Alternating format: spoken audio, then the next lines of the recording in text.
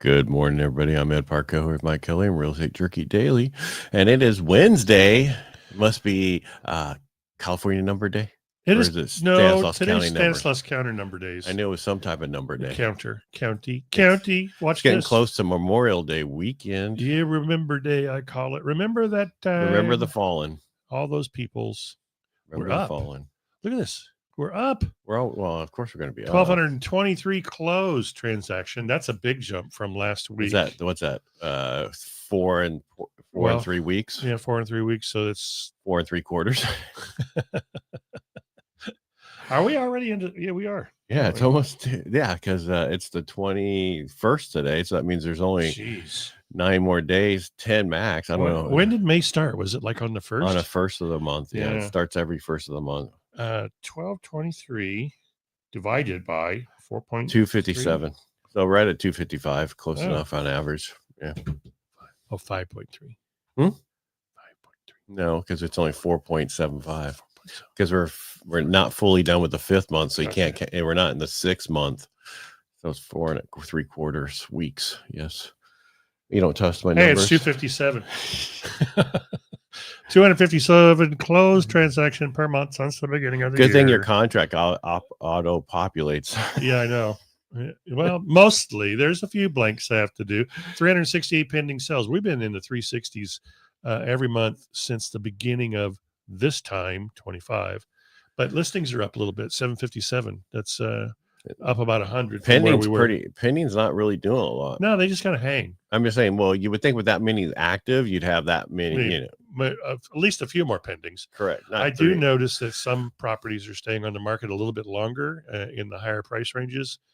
I would say in the higher price ranges being 500,000 and above, people seem to be still being a little cautious, even with all the good news that's happening in the world today. Well, the negative news is the 10 years at 4.54. It keeps going up and up and up. That doesn't make any sense. Yeah, it does make total sense because of all the inflation worries, all the other worries that are out there. But the last report on inflation was pretty darn good. I know, but they're worried now because the consumer confidence came in so horribly.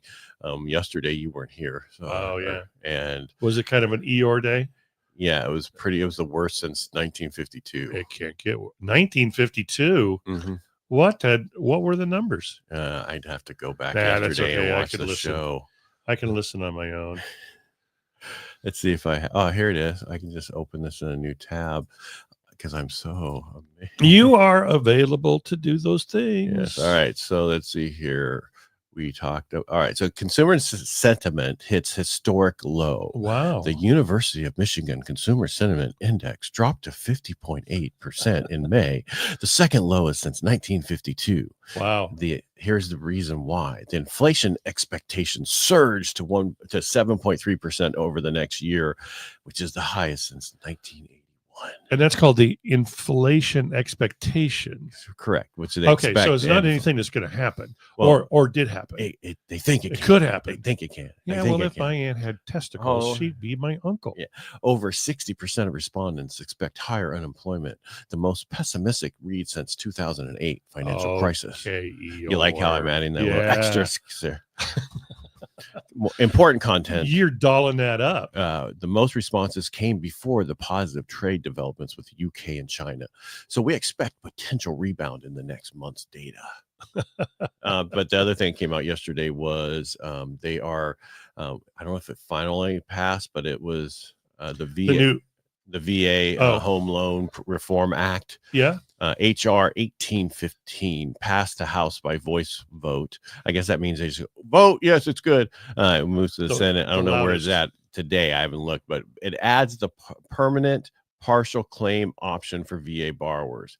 This replaces the VASP program. The VASP program came out when COVID, because all the vets who got behind on their house, they were supposed to go through this whole modification and everything else, and they would, save them and they wouldn't lose their home. Right. That program died and went away because it had been around for a while. Well, FHA has a partial claim option, which means that they can put up to 12 months of missed payments as a partial claim on that loan as a separate loan so that when you refinance or sell the house, it gets paid back. The partial claim is because of the mortgage insurance. Okay. So now they're going to do the same thing for vets, for a VA home loan, where you could have the same option to have a partial claim option done to where that you don't get kicked out of your house.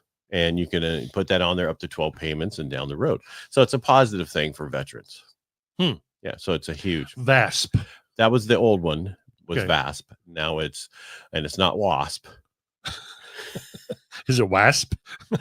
Yeah. All right. So that was yesterday. Okay. All right. Today, what do we have? A global influence on bonds. A very weak bond auction in Japan has raised red flags over the coming debt sales, sending Japanese yields higher.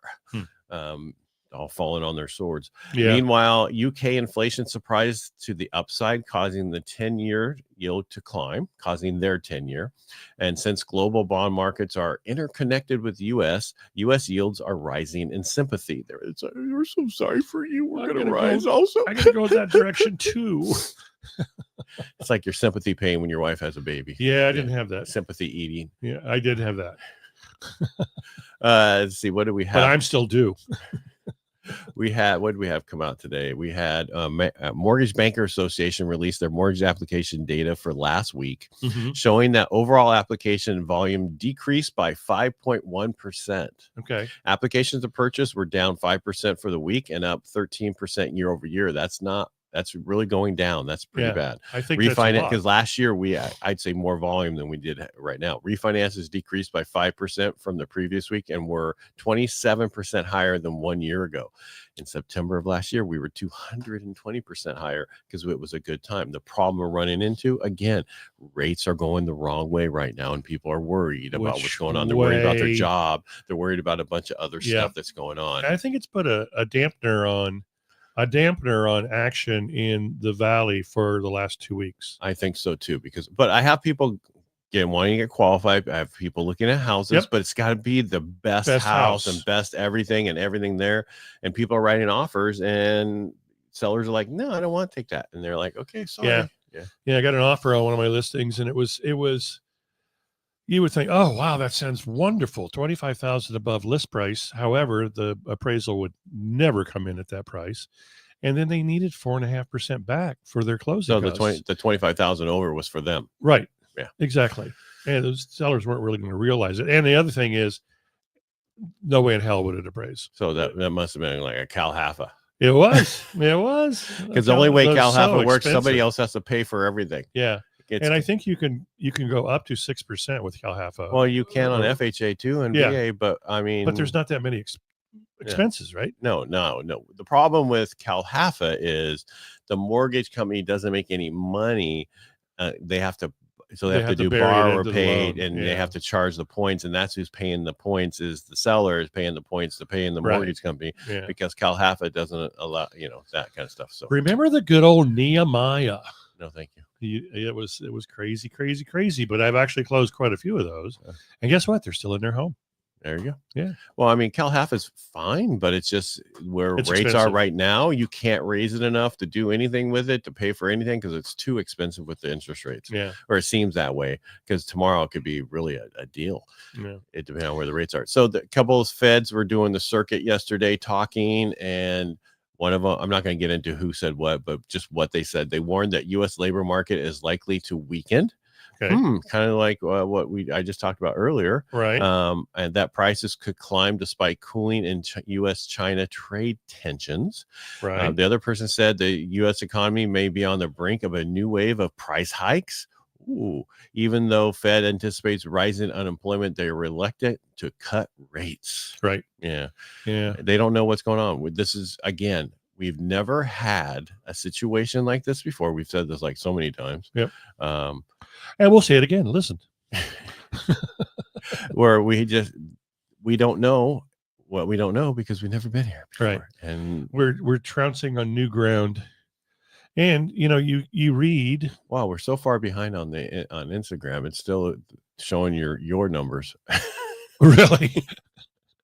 Well, the speed was good. So maybe I didn't start it at the same time. Yeah. So bottom line, let me do my numbers again. No, that's okay. Bottom line, we're going to say this: if the house is the right house for you, Buy it. do it. Yep. Yeah, because It'll never be cheaper. Nope. Ever, ever, ever. So there. Yes, I know. What are you going to do? Well, hopefully go buy a house. Yeah, go buy a house. This is when people are running. When people are running, that is the time to buy. Rates are. You can always down the road lower the rate. You're not going to be able to lower the price. I mean, I still think people think that I'm going to wait until people are really jumping. But also, we've got two things happening right now: graduations, right? Kids getting out of school, right? There's a bunch. First vacation. Yeah, they normally at this time, Memorial Day weekend, and then it slows down a little bit, and then it picks up. Yeah. Remember Day weekend has always been kind of slow. Labor Day? Remember Day. Oh, it's Memorial Day. Why is it Memorial Day? We remember the fallen. See? Remember. Yeah. So remember Mr. Biden this week. He hasn't fallen yet. Well, he's fallen many, many times. Well, he's fallen many times. And I'm sure he'll fall again. Yeah, now he's got some really falling. It cracks me up. I do have to say this. It absolutely cracks me up. The Democrats that are finally saying, oh, man, they hid his frailness to us and his inability to think. No, they didn't. That king was naked the entire time. You saw that he was naked.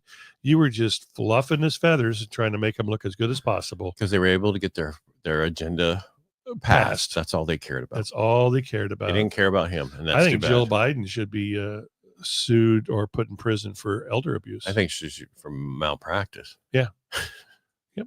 Anyway, she is a doctor, right? She is. I guess a doctor. The other stuff is just. All right, we're done talking about. Yeah, I'm done. Let's call it a day before we get into trouble. Hey, kids, have a wonderful Wednesday. Tomorrow's Thursday, and that Thursday brings you so much closer to Friday. Which brings you so much closer to Monday, which we're not here on Monday. Yeah, because we're going to be remembering people. Yeah, I'm supposed to be at an event on Monday, but I'm gonna say I can't because what's the event? It's over at Riverbank. They have a Memorial Day thing where they want us to be there with tables and talk about Operation Firewalk and all this stuff. But I don't have all that stuff for Operation Firewalk because, not yet. Yeah, it's not there yet. Yeah. All right, everybody, make it a great day. Thanks for being here, and Mike, thanks again. Thank you. All right, we'll talk to you tomorrow. Love you all. Bye.